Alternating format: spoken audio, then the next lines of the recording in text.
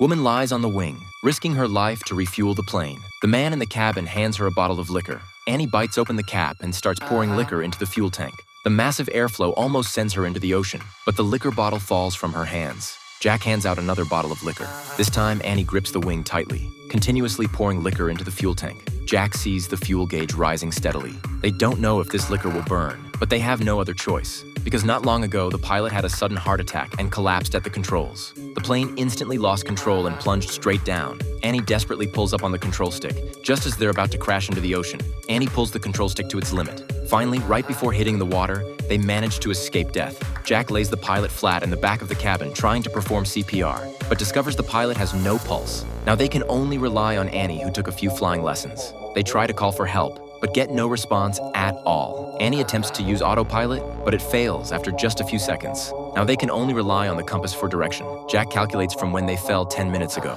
They've been flying south for 10 minutes. They need to keep flying west to get back to their normal flight path. Annie immediately turns the plane around, but soon after, a massive cloud formation appears to their west, and their fuel is down to just 35%. They can only choose to fly straight west, back to the original flight path. Annie grips the control stick. The plane heads into the thick black clouds. After entering the clouds, the plane keeps shaking violently. If they keep flying like this, the plane probably won't make it out of the clouds. Annie has a bold idea, ignoring the man's warnings. She pulls the control stick to fly above the clouds. Luckily, they successfully escape the storm.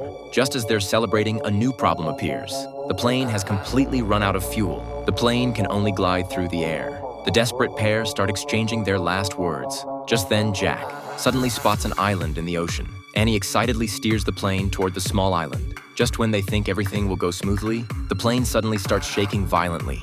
Annie grips the control stick tightly, trying to touch the water as smoothly as possible, but the plane crashes uncontrollably into the ocean.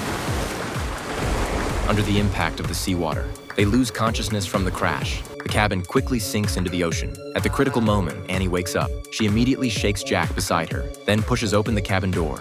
Once again, they escape death. Finally, they successfully reach the small island, then exhaustedly fall asleep together. Not long after, when Annie wakes up again, she discovers they didn't land on an island at all, but on a sandbar exposed by low tide. Once the tide comes in, the land beneath them will be completely submerged. Despair instantly overwhelms Annie. After just 2 hours pass, they can barely touch the ground with just their tiptoes.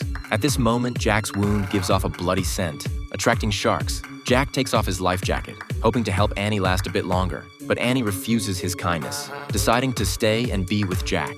Just as the waves are about to swallow them both, a fishing boat appears before their eyes. Finally, they escape death once again. This brilliant movie is called Horizon Line.